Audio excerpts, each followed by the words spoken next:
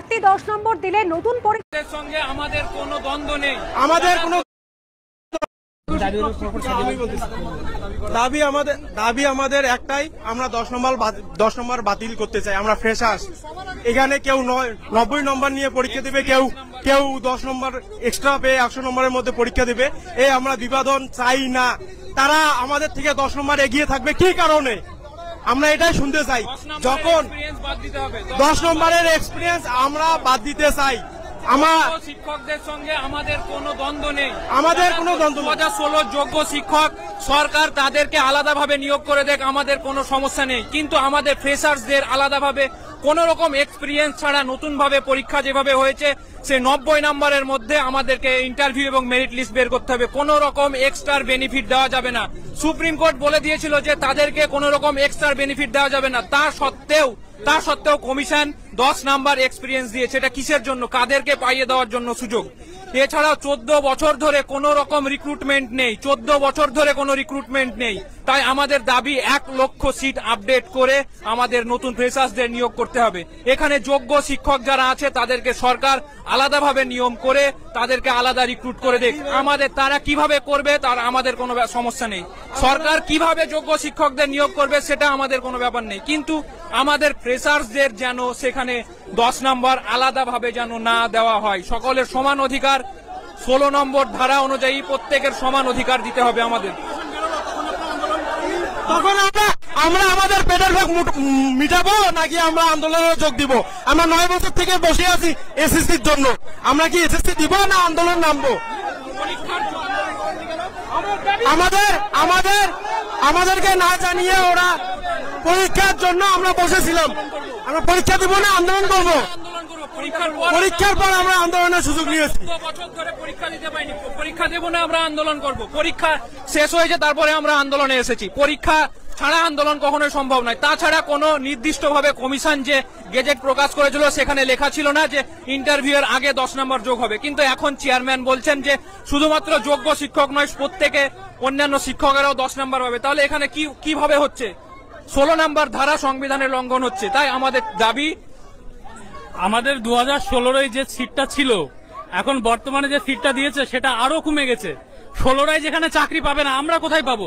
তারা তো যোগ্য শিক্ষক, তাদের যে সিটটা ছিল সেই সিটের থেকেও আমাদের সিট কমে গেছে। তাহলে আমরা কিভাবে ওখানে ঢুকবো? আমাদের যেরকম 60 নাম্বার পেলেও আমরা ইন্টারভিউতে যে 20, সেই 20 নাম্বার আমরা পাবো না। আমরা কিভাবে ইন্টারভিউতে তাদেরকে র্যাঙ্ক জাম্প করে আমরা যাবো? আমরা তো পারবো না। আমার যেরকম 58 নাম্বার পেয়েছি, আমার একাডেমিক 10, আমার 70-এ 68 হচ্ছে।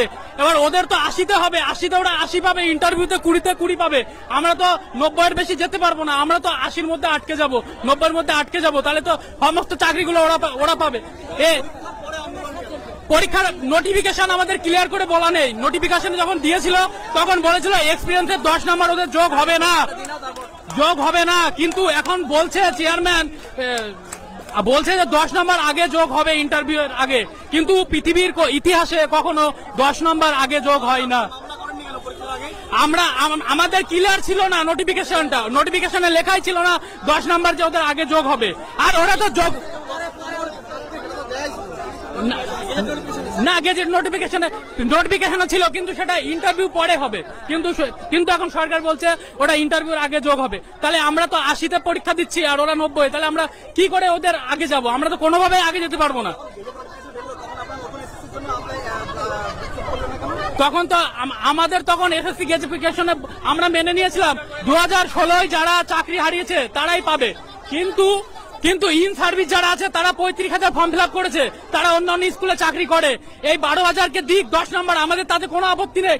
কিন্তু এই যে ইন সার্ভিস 35,000 তারা যে পরীক্ষা দেবে, তারা যে আমাদের থেকে অনেক এগিয়ে থাকবে, ওই 35,000 এলে আমরা কোথায় যাব? আমাদের সিটটা কোথায়? টোটাল 9-10-এ তো নিয়োগ হবে 23,000, ইন সার্ভিস আছে 35,000। তাহলে আমরা কোথায় যাব? 35,000 সিটটা এক্সপিরিয়েন্সের আর ইন্টারভিউ তো ওরাই নিয়ে নেবে, আমরা যাব কোথায়? আমরা অ্যান্সার কি মিলিয়েছি এবং অ্যান্সার কি তো আমরা দেখেছি আমাদের 60-68 হচ্ছে। এখানে কাট অফ মার্ক নেই না, আমাদের না, যারা বঞ্চিত তাদেরও চাকরি দিক, আমাদেরও দিক, কিন্তু আলাদা আলাদা দিক। ওদের নিয়োগটা আলাদা হোক, আমাদের নিয়োগটা আলাদা হোক।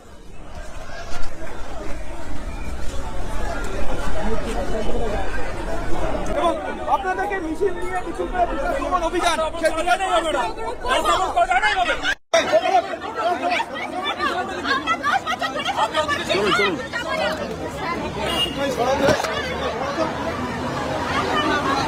চলুন ছায়াটা চলুন।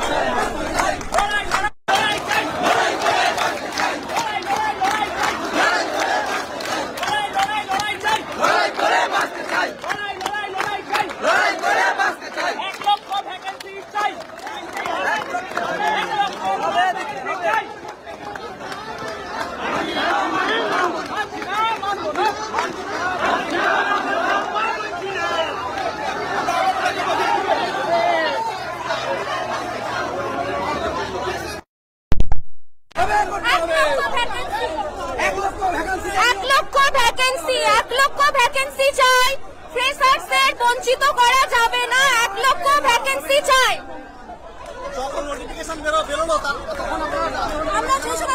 আমরা 3 মাস জাস্ট করার সময় পেয়েছি, আমাদের বলা হয়েছে আমরা বসতে পারবো না, আমাদের 10 বছর ধরে অপেক্ষা করার পর তখন করবো না, আন্দোলন করবো। আমরা যদি সেই সময় আন্দোলন করতাম, পড়াশোনা তো কখন করতাম? 10 বছর পর এসএসসি হচ্ছে, সেখানে যদি আমরা পড়াশোনা না করে বসতে পারি তাহলে আমাদের চান্স কোথায় থাকবে? একে 10 নম্বর দিয়ে দিচ্ছে সবাইকে আগে, তাহলে আমরা কোথায় যাবো? আমরা তো আর্টিকেল 16 পুরো ভায়োলেশন করছে, গেজেটটাই পুরো বেআইনি। তা এরপর আমরা কোথায় যাবো? আমাদের তো রাস্তা ছাড়া উপায় নেই। আমাদের 1 লক্ষ ভ্যাকেন্সি চাই, 10 নম্বর সরাতে চাই, আর আর্টিকেল 16 যেন কোনোভাবে ভায়োলেশন না হয়। আমরা 1 লক্ষ ভ্যাকেন্সি দাবি করছি, আর অভিজ্ঞতার নম্বরটা ইন্টারভিউর আগে বা পরে কোনোভাবেই যোগ করা যাবে না। এক্সপিরিয়েন্সের নম্বর যদি 10 নম্বর যোগ করা হয় তাহলে আমরা 2025-এর ফ্রেশার্সরা কোনোভাবেই নিয়োগ প্রক্রিয়ায় অংশগ্রহণ করতে পারবো না। 10 নাম্বারটা যেন 2016-র বঞ্চিত যারা মানে ডিপ্রাইভড হয়েছে তারাই যেন পায়, অন্য কোনো সালের চাকরিরত শিক্ষকরা যেন 10 নম্বর না পায়, এটাই আমাদের দাবি। হ্যাঁ, আমরা নেমেছি, তারপরে 3 মাসের মধ্যে আমাদের পরীক্ষা দিতে হয়েছে, আমরা তখন পড়বো না, রাস্তায় নামবো না। আমরা এসএসসির জন্য অপেক্ষা করে থাকবো, কোনো নোটিফিকেশন নেই, কিচ্ছু নেই। আমরা আন্দোলন করেছি, কোনো খবর নেই, আমরা অন্য পড়াশোনা করে 2022-এ একটা নোটিফিকেশন মানে শর্ট নোটিফিকেশন এসেছিল, কিন্তু তারপরে কোনো কিছু আসেনি। ওই জন্য আমরা অপেক্ষারত ছিলাম যে কোনো না কোনো দিন আসবে। এই 2016-র প্যানেলটা বাতিল হতে আমরা নতুনরা পরীক্ষায় বসতে সুযোগ পেলাম, কিন্তু এই পরীক্ষাতে বিভিন্ন রকম বৈষম্য দেখানো হচ্ছে। কেউ পরীক্ষা দিচ্ছে 100 আর কেউ পরীক্ষা দিচ্ছে 90। কেন এই বৈষম্য মানা হবে? আর্টিকেল 16 কেন ভায়োলেট করা হচ্ছে? আর এক্সপিরিয়েন্সের নম্বর কোনোভাবেই যোগ করা যাবে না। আর আমাদের দাবি কিন্তু একটা নয়, অনেকগুলোই। তার মধ্যে একটা গুরুত্বপূর্ণ দাবি হচ্ছে 1 লক্ষ ভ্যাকেন্সি আপডেট করতে হবে।